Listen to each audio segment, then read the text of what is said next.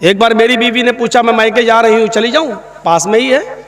मैंने कहा ठीक है चली जाओ, कोई बात नहीं, बहुत दिनों से नहीं गई। हाँ तुम तो चाहते हो कि मैं चली जाऊँ, तुम्हें तो अच्छा लगता है। मैंने कहा ला हौल वला कुव्वता इल्ला बिल्लाह। यार तुमने इजाज़त मांगी, मैंने दे दी। 1-2 महीने के बाद फिर कहने लगी कि मैं चली जाऊँ, थोड़ी अम्मी की तबीयत ख़राब है। मैंने कहा नहीं अभी तुम्हें जाने की कोई ज़रूरत नहीं है, 2-4 दिन रुको, हम दोनों चलेंगे वो देखने के लिए। लो तो मैं तो आपके घर में क्या नौकर कैद होकर रहूं हैं? मैं जब भी जाना चाहूं तो आप भेजेंगे नहीं? नहीं मैं तो, अब मैंने कहा कि ना जाओ तो कैद करके रख रहा हूं, और मैंने कह दिया चले जाओ तो क्या हो रहा है? लो तुम्हें तो कोई फिक्र ही नहीं, कितनी आसानी से कहती चले जाओ, इसका मतलब तुम्हें मेरी जरूरत ही नहीं। ये औरत इसीलिए का टेढ़ी पिछली से पैदा हुई है, सीधा करोगे तो टूट जाएगी लेकिन सीधी नहीं होगी। इसके नाज और नखरे को बर्दाश्त करना पड़ेगा। एक सहाबी का वाक़या बताऊं, हज़रत उनकी बीवी से उनको बड़ी परेशानी थी, तो वो अपनी शिकायत लेकर अल्लाह के हज़रत उमर के पास गए कि हज़रत उमर को कहूँगा तो हज़रत उमर डांटेंगे, मेरी बीवी को सही हो जाएगी। तो वो घर पे गए और दरवाजे को दस्तक दी। उधर से आवाज़ आई अंदर से, बाहर बैठो मैं अभी आ रहा हूँ। और देखा कि अंदर शोर हो रहा है, तो इसने कान लगाया सहाबी ने हज़रत उमर फ़ारूक के दरवाजे पर। तो क्या सुनता है कि उमर फ़ारूक की बीवी उमर फ़ारूक पर बरस रही हैं, ये वो तुम्हें होश नहीं, ये नहीं, ठिकाना नहीं, सब्जी कैसे आएगी, खाना कैसे। और हज़रत उमर जी जी जी करते चले आ रहे, जी ट्रेन आ जाएगा जी। अब वो कहने लगा लो ये क्या मेरा इलाज करेंगे, ये तो खुद ही इस बीमारी में मुब्तला हैं। वो चल दिया, वहाँ से वो चल दिया। थोड़ी देर में हज़रत उमर निकले, उसको जाता हुआ देखा, ए हज़रत इधर आओ, इधर।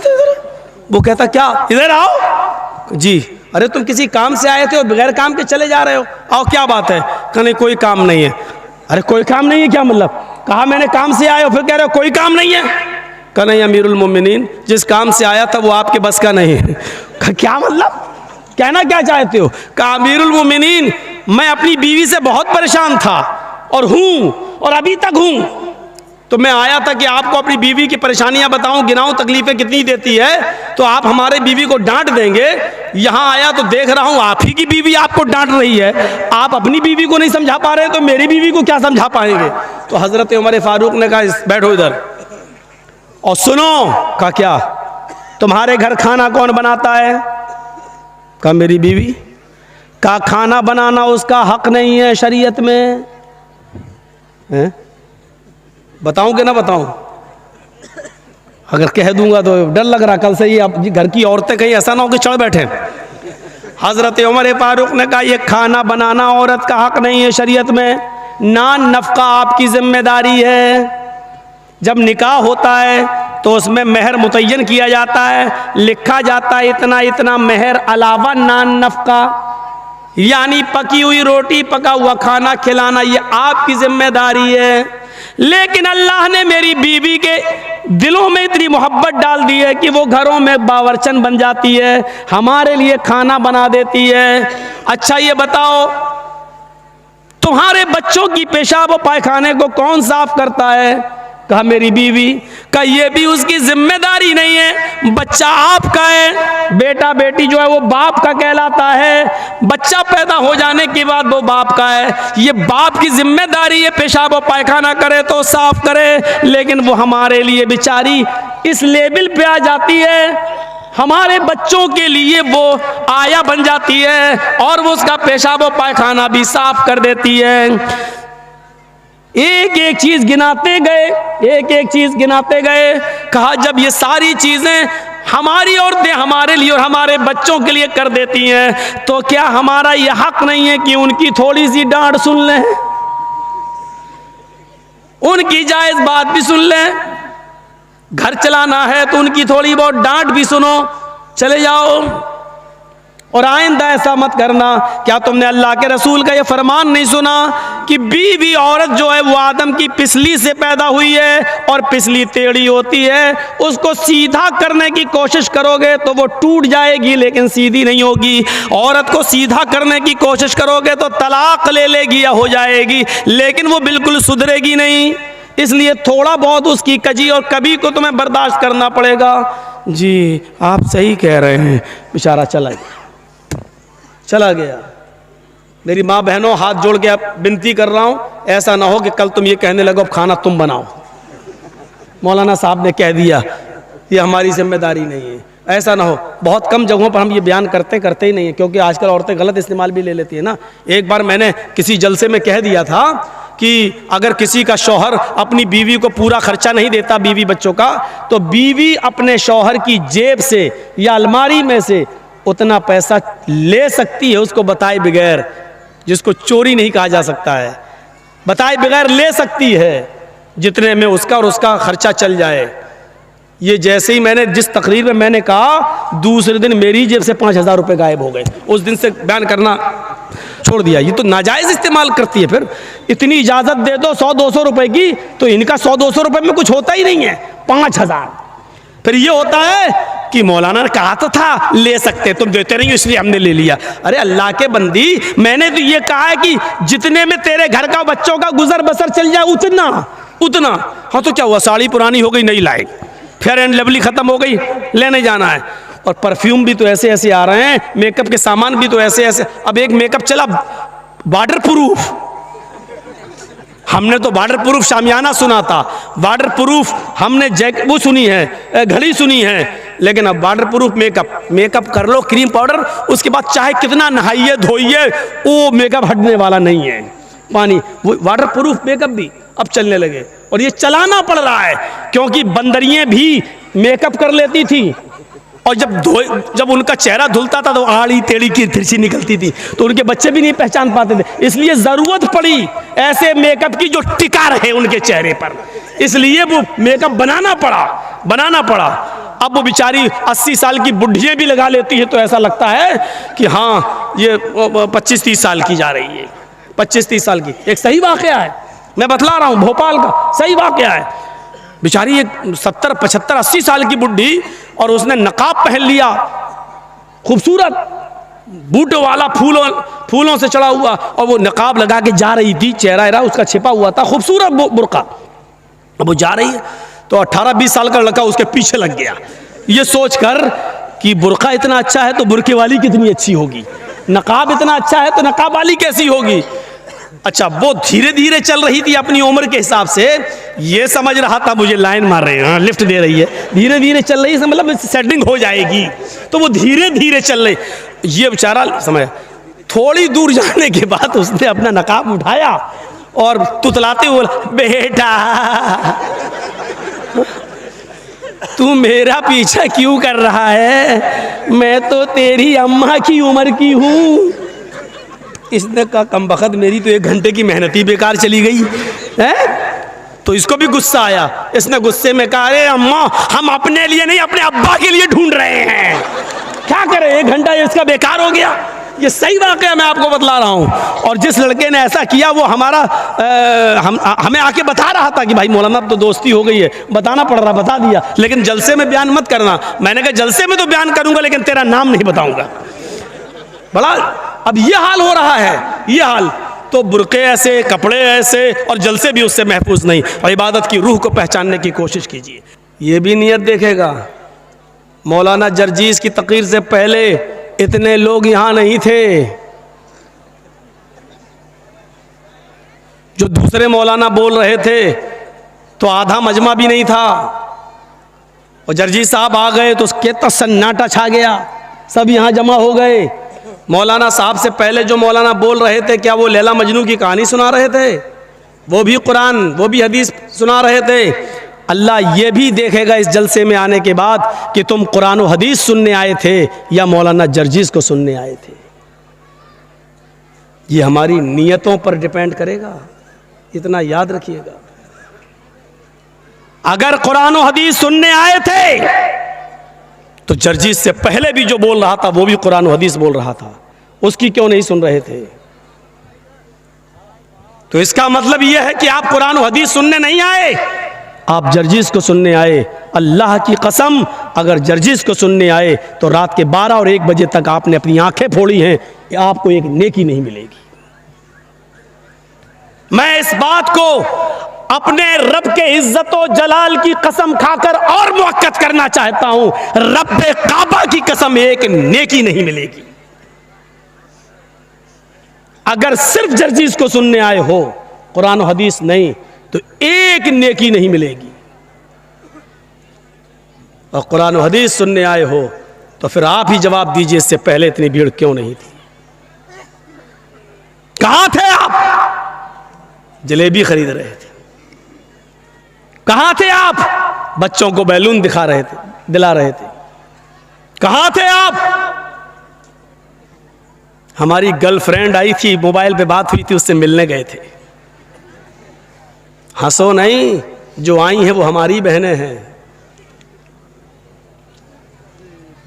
और तुम जो हंस रहे हो दूसरों की बहनों से मिलने का जुमला सुनकर, इतना याद रख लो कि आपकी बहनों से भी कोई मिलने आया था। कमा तुदीन तुदान, जैसा करोगे वैसा भरोगे।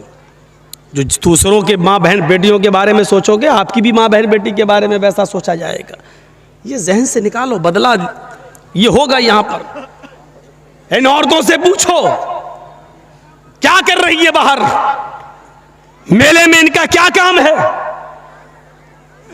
क्यों घूम रही हो तुम मेले में, और जलसों में नए कपड़े पहनकर आने का मकसद क्या है?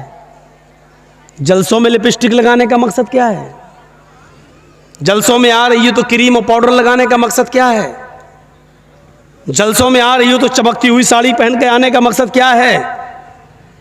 और कल की तकरीर में मैंने कहा था, मालदार पाड़ा में वो जुमले जेब तो नहीं देते हैं, लेकिन कहना पड़ता है मजबूरी में। जब जख्म पुराना हो जाए और सही ना हो तो होम्योपैथिक दवा से इलाज नहीं किया जाता, छुरा उठाया जाता है ऑपरेशन करने के लिए। कसम खुदा की ऐसा लग रहा था जैसे एक कुतिया के पीछे 10-10 कुत्ते दौड़ रहे हों। यह हाल है। हाँ, यह जुमला नहीं कहना चाहिए मुझे, लेकिन कहूंगा, रोक के दिखाओ मुझे। यह सूरत हाल बना के रख दी आपने।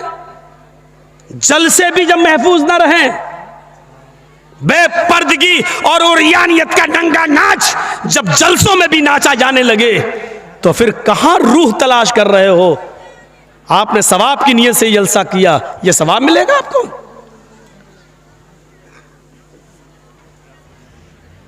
मर्दों से आवाज नहीं आ रही है, देख रहे हैं आप, और औरतों की आवाज अभी भी यहां तक आ रही है। आ रही है ना? आप देख लीजिए। पता नहीं कौन मशवरा देता है इतना करीब इन औरतों को बिठालने का आपको। इनको तो 2 किलोमीटर दूर इंतजाम करना चाहिए इनका। ये तो साड़ी कितने की आई तेरी, कहां से ली तूने, चप्पल के, हाँ बिल्कुल मैच कर रही है। आज तो भाव मालूम हो गए होंगे साड़ी के और चप्पल के सबको। और कल वो जाएंगी मालदा और गाजोल के बाजार में, वो फला मेरी सहेली ले गई थी तुम्हारी दुकान से, वैसी दिखाओ हमें। ये जलसे का फायदा हुआ है। जलसे का फायदा ये नहीं हुआ कि आज फला मौलाना ने नमाज पे ये बोला और फला ने ये बोला, आज हम वैसे करके दिखाएंगे, ये सदका करेंगे। ये फायदा नहीं हुआ। फायदा क्या हुआ? अपने भाइयों से जा जाके कहेंगी फला की बहन भी आई थी, बड़ी खूबसूरत है, हमने तेरे लिए देख ली। ये फायदा होता है जलसों में, ये फायदा होता है। इतना करीब इंतजाम, और औरतों की चोंचे तुम बंद करा दो, कभी नहीं हो सकता। अल्लाह के रसूल सल्लल्लाहु अलैहि वसल्लम जब सफर मेराज पे गए और आए और ईद का खुतबा दिया, ईद का खुतबा आपने मर्दों के बाद औरतों में दिया, तो औरतों में जो आपने ईद का खुतबा दिया वो आपने शुरुआत यहाँ से किया, माशरन निसाई तसद्दक़ना फ़इन्नी उरीतुकुन्ना अक्सरा अहलिन्नार क़ुलना व बिमा या रसूल अल्लाह। अल्लाह के नबी खुतबा जो शुरू कर रहे हैं औरतों का, तो उसमें आप ये कह रहे हैं, आए लेडीज, आए ख्वातीन, आए मोहम्मद रसूलुल्लाह पर ईमान लाने वालियों, सदका करो, ज्यादा से ज्यादा खैरात करो, अल्लाह की राह में दो। इन्नी उरीतुकुन्ना अक्सरा अहलिन्नार। जब मैं मेराज पे गया मुझे जहन्नम दिखाई थी, तो जहन्नम में सबसे ज्यादा जलती हुई मैंने औरतों को देखा है। औरतें जहन्नम में सबसे ज्यादा जल रही थी। कुल्ला वबिमा, सहाबियात ने कहा अल्लाह के रसूल बस इसके आगे हम कुछ नहीं सुनेंगे। आपने ये कह दिया औरतें सबसे ज़्यादा जहन्नम में जलती हुई मैंने देखी, वजह बता दीजिए, रीज़न बता दीजिए, हम उस पर अमल करेंगे ताकि जहन्नम में हमारी तादाद ज़्यादा ना हो। अमल के लिए 2 घंटे की तकरीर नहीं हुई थी, 3 घंटे का लेक्चर नहीं होता था अल्लाह के रसूल के ज़माने में। उस औरतों ने क्या कहा? उन औरतों ने कुलना व बीमा, कुलना जमा मुज़क्कर गायब का सेगा ये बतला रहा है, एक ने नहीं सारी औरतों ने क्या कहा? आए अल्लाह के रसूल हमें वजह बताइए, रीज़न, औरतें जहन्नम में सबसे ज़्यादा जलती हुई क्यों दिखाई दी? तो अल्लाह के रसूल ने पहला रीज़न, पहली वजह बताई तुक्सिरन लान, और दूसरी वजह बताई तकफुरन आशीर। पहली वजह लान तान ज़्यादा करती हो, ज़बान बहुत चलाती हो, मुंह बहुत चलाती हो, तुम्हारा मुंह बंद होता ही नहीं। हकीकत है, 2 औरतें अगर कहीं बैठ जाएं तो कंपनी मिल जाती है। 2 मर्द अगर ट्रेन में जाएंगे तो थोड़ा सुकून मिल सकता है, लेकिन अगर 2 औरतें ट्रेन में चली जाएं तो 24 घंटे का सफ़र बहुत आसानी से कट जाएगा, बात करते करते करते करते। क्योंकि हमें और आपको एक आदमी के बारे में मालूम होगा, उनको तो पूरे ख़ानदान के बारे में मालूम होता है।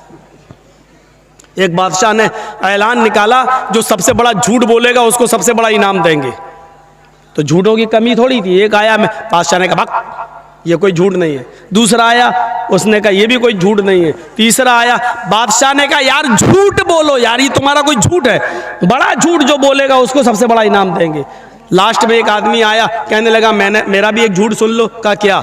कि आज मैंने ख्वाब में देखा, जहां तक मेरी नजर जा रही है औरतें ही औरतें बैठी हुई हैं। बादशाह ने कहा ये भी कोई झूठ नहीं, भक ख्वाब में देखा जा सकता है, तुमने देखा सारी औरतें, बहुत सी औरतें बैठी होंगी, ये ख्वाब नजर आ सकता है, ये कोई झूठ नहीं है। कहा आगे तो सुनो यार, आप बोलते बहुत हो। उसने कहा बादशाह से, पूरी बात सुनी नहीं, बीच में बोल दिए, मैंने ख्वाब देखा कि जहां तक मेरी नजर जा रही है औरतें ही औरतें बैठी हुई हैं और सारी औरतें खामोश बैठी हुई हैं। बादशाह ने कहा क्या? जहां तक नजर जा रही है औरतें ही औरतें, कहां? और सब खामोश, ये हो ही नहीं सकता। कहा क्यों? कहा 2 औरतें खामोश नहीं बैठ सकती और इतनी औरतें खामोश, इससे बड़ा झूठ तो कोई हो ही नहीं सकता। उसको सबसे बड़ा अवार्ड दिया, सबसे बड़ा इनाम दिया, सबसे बड़ा इनाम। तो ये औरतों का एक रिकॉर्ड है, और इस रिकॉर्ड को अल्लाह के रसूल ने यही कहा तुक्सिरन लान, तुम लानो तान ज्यादा करती हो, एक दूसरे की बुराई ज्यादा करती हो, एक दूसरे की गीबतें ज्यादा करती हो, एक दूसरे की बुराइयों में लगी रहती हो। वह तकफुरन आशीर, और दूसरी तुम शौहरों की नाफरमानी बहुत करती हो, शौहरों की नाफरमानी।